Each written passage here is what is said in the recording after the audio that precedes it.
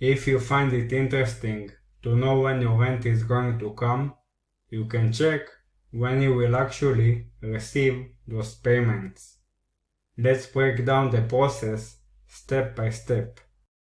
The first date is declaration date. This is the exciting moment when the company announces that they will be paying dividends to their shareholders.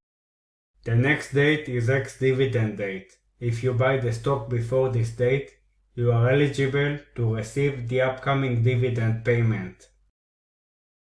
The third date is record date. On the record date, the company checks its records to see who the lucky shareholders are.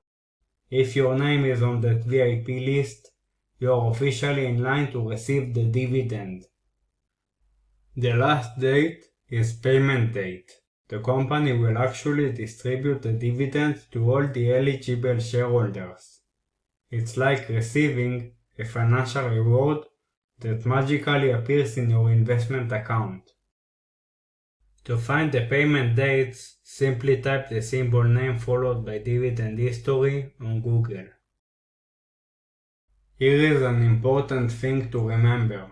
During the first month after you buy the stock, you generally won't receive any dividends, because the ex-dividend date would have already passed for that period, and you are not in the shareholders list yet.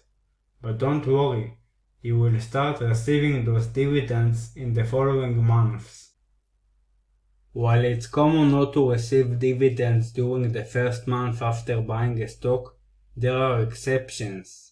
If you purchase the stock just before the ex-dividend date, you might still receive the dividend in that period.